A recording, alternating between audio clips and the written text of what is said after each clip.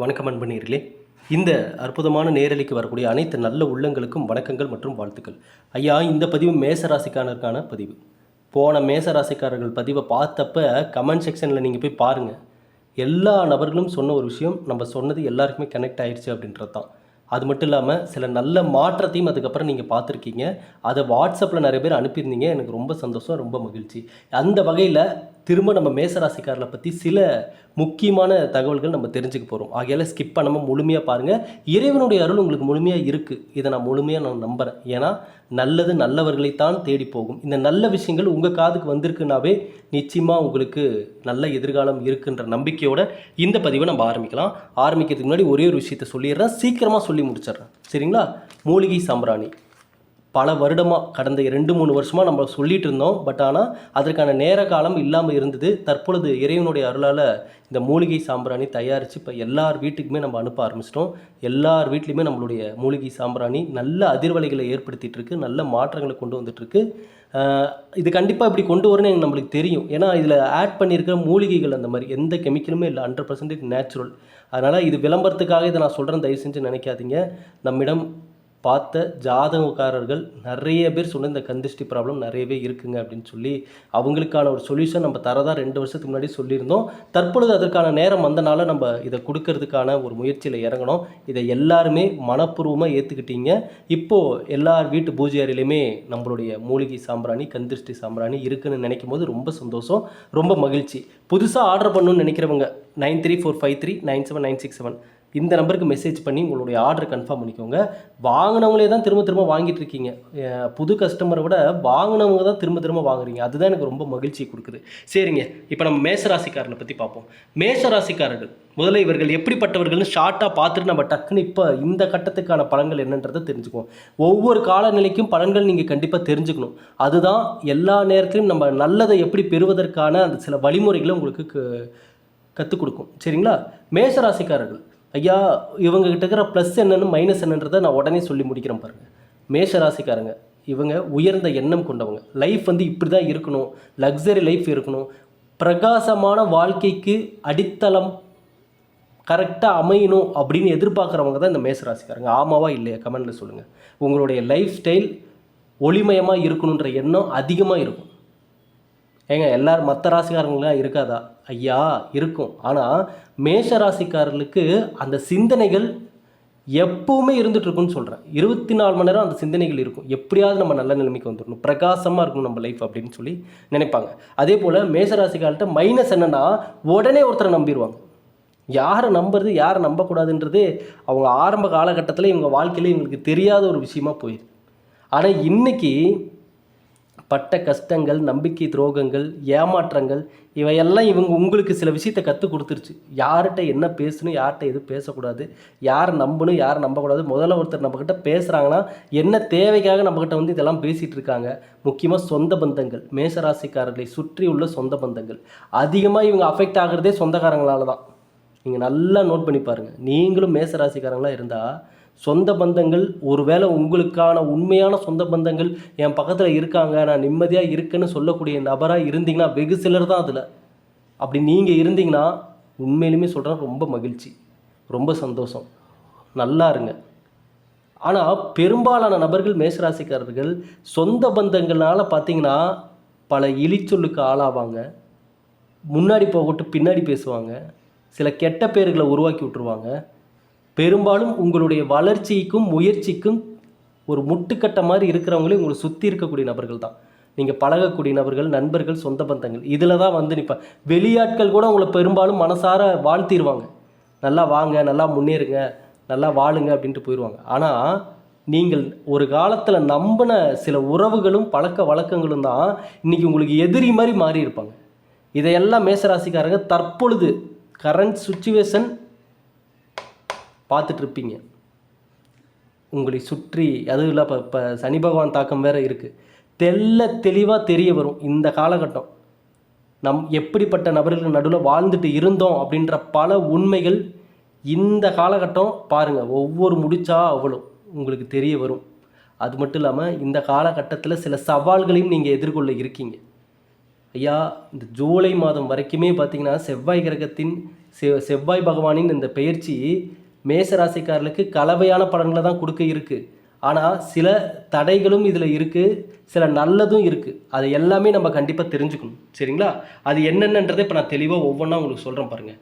வேத ஜோதிடத்தில் செவ்வாய் கிரகத்துக்கு ஒரு சிறப்பு அங்கீகாரம் அளிக்கப்படுது. அதாவது கிரகங்களில் சூரியன் ராஜாவாக இருந்தார்னா புதன் இளவரசன். சரிங்களா? அதே நேரம் செவ்வாய் கிரகத்தை பார்த்திங்கன்னா சேனாதிபதியாக கருதப்படுகிறார். ஆற்றல், உற்சாகம், வீரம், தைரியம் இதையெல்லாம் அளிக்கக்கூடிய ஒரு கிரகம் தான் செவ்வாய் பகவான், செவ்வாய் கிரகம்.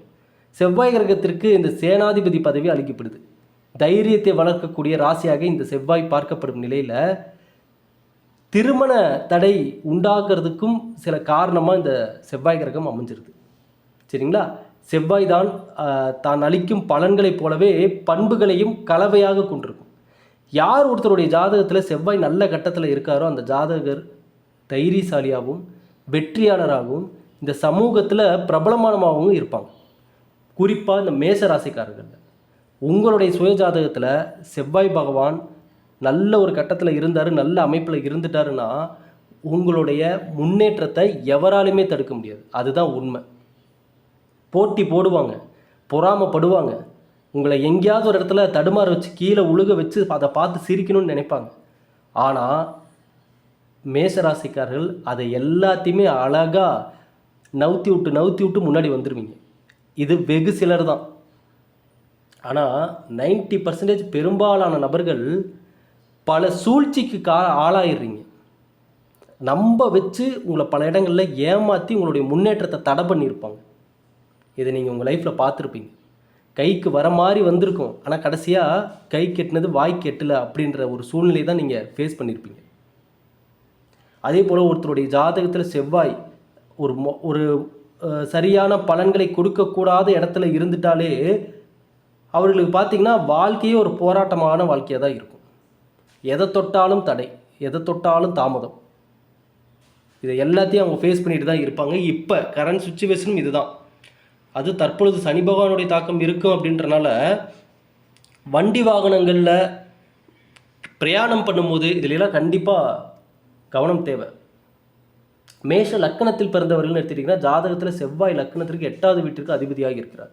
தற்பொழுது செவ்வாய் சிம்ம ராசியில் சஞ்சரிக்கும் நிலையில் அது மேசராசிக்காரர்களின் 5வது வீட்டில் மாற்றத்தை உண்டாகுது. 5வது வீட்டில் ஏற்கனவே கேது இருக்கும் நிலையில் கேதுவுடன் செவ்வாய் சேர்ந்து நிகழ்ந்து இந்த எதிர்மறை விளைவுகளை உண்டாக்கக்கூடும். குறிப்பாக மனம் நலம் சார்ந்த பிரச்சனைகள் இப்போ நீங்கள் ஃபேஸ் பண்ணிகிட்டு இருக்கீங்களா? மேசராசிக்காரங்க மனக்குழப்பத்தில் இருப்பீங்க. மனக்கவலையில் குழப்பம், கவலை, மன உளைச்சல், இரவு தூக்கம் இல்லாமல் இருக்கிறது. இந்த நேரம் இந்த பதிவை பார்த்து கொண்டிருக்கும் மேஷராசிக்காரர்கள் தங்களுடைய வாழ்க்கையில் ஃபேஸ் பண்ணிட்டு இருப்பீங்க. பெரும்பாலும் இது உங்கள் எல்லாருக்குமே கனெக்ட் ஆகிருக்கும். மாணவர்கள் தங்களுடைய படிப்பில் பின்னடைவை சந்திச்சிருப்பீங்க. நன்கு படித்து நல்ல மதிப்பெண் எடுத்த மாணவர்களோடு இந்த நேரத்தில் தடுமாறிட்டு இருப்பாங்க, நிதானம் இல்லாமல் இருப்பாங்க. ஒரு சிந்தனை ஒரு இடத்துல வைக்க முடியாமல் தோல்விகளை ஃபேஸ் பண்ணிட்டு இருப்பாங்க. மேசராசின் 5வது வீட்டில் நிகழும் கேது செவ்வாய் சேர்க்கை குடும்ப உறுப்பினர்களிடையே மனசதாபங்களை தற்பொழுது ஏற்படுத்திட்டு இருக்கு. கணவன் மனைவிக்கு இடையே சண்டைகள், சந்தேகங்கள், வாக்குவாதங்கள் இதெல்லாம் இந்த நேரத்தில் உருவாகி இருக்கும். மேசராசிக்காரர்கள் இப்போ நான் சொன்னதெல்லாம் உங்களுக்கு கனெக்ட் ஆகுதுன்னா கண்டிப்பாக கமெண்ட் செக்ஷனில் சொல்லுங்கள். அதே போல் மனக்கஷ்டம், மனதில் நெகட்டிவான எண்ணங்கள். ஆமாம் மேசராசிக்காரர்கள் தற்போதைய மனதில் உங்களுடைய ஒவ்வொருத்தர் மனசுலையுமே நெகட்டிவான ஒரு பயம், ஒரு நெகட்டிவான எண்ணம்னா நீங்கள் தவறாக யோசிக்கிறது தான் நெகட்டிவான வைப்ரேஷன் அப்படின்னு அது மட்டும் அர்த்தம் கிடையாது. நீங்கள் பயப்படுறது, குழப்பத்தில் இருக்கிறது, நடுக்கத்தில் இருக்கிறது, தூக்கம் இல்லாமல் இருக்கிறது, அப்புறம் பார்த்திங்கன்னா எதையாவது ஒன்றை பற்றி சிந்திச்சுட்டு சரியாக சாப்பிடாமல் இருக்கிறது, நிம்மதி இல்லாமல் இருக்கிறது, ஒரு விஷயத்தில் கவனத்தை செலுத்த முடியாமல் இருக்கிறது, இது எல்லாமே என்ன அதிர்வலைகளை உருவாக்கும்னு நினைக்கிறீங்க? நெகட்டிவ் வைப்ரேஷனை தான் உருவாக்கும். அதுதான் உங்களை மீண்டும் மீண்டும் அதுக்குள்ளேயே சிலந்தி வலை மாதிரி பின்னி மேலே வரவிடாமல் பண்ணும். தொழில் மற்றும் வியாபாரத்தை பொறுத்தளவு செலவு செய்யும் பணத்திற்கு ஈடான வருமானம் கிடைக்கிறதுக்கு நீங்கள் படாத பாடுபடுற மாதிரி இருக்கும் இந்த காலம். தொழில் கூட்டாளிகள் இடையே வாக்குவாதங்கள் ஏற்படும் பாருங்கள். இந்த நேரத்தில் தொழில் வளர்ச்சியை மறைமுகமாக சில நபர்கள் எதிர்ப்பார்கள். மறைமுக எதிரிகள் இருக்கும் மேஷராசிக்காரர்களுக்கு. எங்கேயாவது அப்படி எழுந்து நிற்க பார்க்குறீங்கன்னா அப்படியே உங்களை உட்கார வைக்கிறதுக்கு என்னென்ன பண்ணுமோ அதெல்லாம் யோசிப்பாங்க. புதிய ஒப்பந்தங்கள் இந்த நேரத்தில் நஷ்டத்தை ஏற்படுத்தவும் வாய்ப்புகள் இருக்குது. கவனமாக இருக்கணும். பணம் சார்ந்த விஷயத்தில் கவனமாக இருக்கணும். கொடுக்கல் வாங்கல் எதுவாக இருந்தாலும் உங்களுடைய மேற்பார்வையில் நடக்கணும். இந்த நேரத்தில் கண்ணை மூடிட்டு புதுசாக வர நபர்களை நம்பி அகலக்கால் வச்சிடக்கூடாது. உடல் ஆரோக்கியத்தை பொறுத்தளவில் வீட்டில் பெரியவங்களின் உடல்நலம் பாதிப்புகள் ஏற்படுறதுக்கு வாய்ப்புகள் இருக்குது. மருத்துவமனைக்கு அடிக்கடி செலவு செய்வதற்கான வாய்ப்புகள் இருக்குது. மருத்துவ செலவுகள் செவ்வாய் பேச்சால் உண்டாகக்கூடிய இந்த மன அழுத்தம் தாக்கத்தை உண்டாக்கும். போதுமான ஓய்வு எடுக்கிறது ரொம்ப நல்லது. என்னங்க இவ்வளோ ப்ராப்ளம் இருக்குதா? ஆனால் இப்போ இவ்வளோ நேரம் இதெல்லாம் நான் சொன்னேன்ல, இது நீங்கள் கேட்டிங்கல்ல, இது எல்லாம் வீக்காக இருக்கிற மேஷராசிக்காரர்களுக்கு நடக்கும். இது என்னங்க வீக்காக இருக்கிற மேஷராசி? ஆமாங்க ஐயா. இப்போ நான் உங்களுக்கு ஒரு எக்ஸாம்பிள் சொல்கிறேன். இப்போது நீங்கள் ஒரு இடத்துக்கு வேலைக்கு போகிறீங்க. அந்த இடத்துல வேலை கிடைக்கல. திரும்ப அடுத்த நாள் இன்னொரு வேலைக்கு போகிறீங்க. ஆனால் அந்த மாத வாடகையை நீங்கள் கட்டி ஆகணும். வீட்டு வாடகை. இன்னும் 21 நாள் வேலைக்கு போகிறீங்க, வேலை கிடைக்கல. அடுத்த நாள் போகிறீங்க, இன்னும் 29 நாள் இருக்குது. அடுத்த நாள் வேலைக்கு போகிறீங்க, வேலை கிடைக்கல, இன்னும் 28 நாள் இருக்குது. அப்போ நீங்கள் உங்கள் மனசில் ஒரு எண்ணத்தை தான் வைப்பீங்க. என்ன ஆனாலும் சரி, இந்த மாதம் வாடகை கட்டுறதுக்கு இந்த மாதம் முடியறதுக்குள்ளே ஒரு வேலையில் நம்ம கால் வச்சே ஆகணும். வேலை இருந்து வேலையில் கால் வச்சுட்டா போதும்.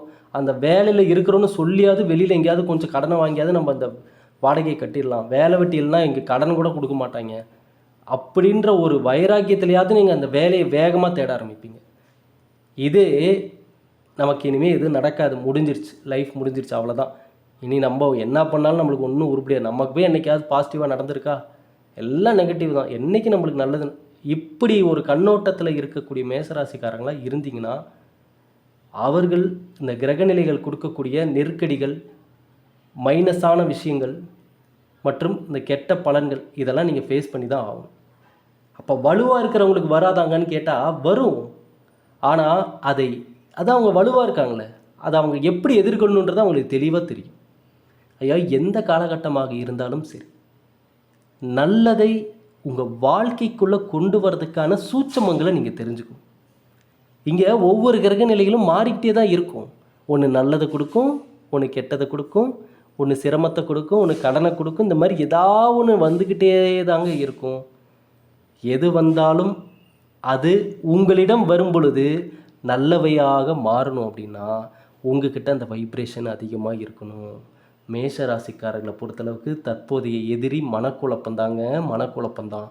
அதையும் இதையும் மனசில் போட்டு குழப்பி நிம்மதி இல்லாமல், தூக்கம் இல்லாமல் ஆளே ஒரு மாதிரி ஆயிட்டீங்க. இது நீங்கள் இல்லை. நீங்கள் இப்படி இருக்கக்கூடாது. மேஷராசிக்காரர்கள் யாருன்னு உங்களுக்கே தெரியும். கடந்த பல வருடத்துக்கு முன்னாடி நீங்கள் எப்படி இருந்தீங்களோ அப்படி பிரகாசமாக இருக்கணும். ஏன்னா நான் ஆரம்பத்தில் சொன்ன ஒரு விஷயத்தை தான் திரும்ப சொல்கிறேன்.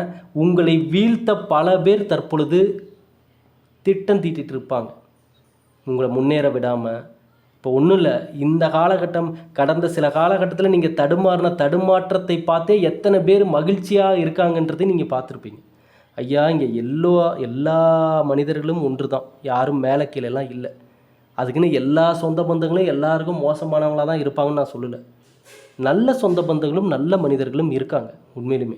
ஆனால் அப்படி எல்லாருமே நமக்கு நல்லவர்களாக நம்ம லைஃப்பில் அமைஞ்சிருவாங்களான்னு கேட்டால் அது கண்டிப்பாக சாத்தியம் இல்லை.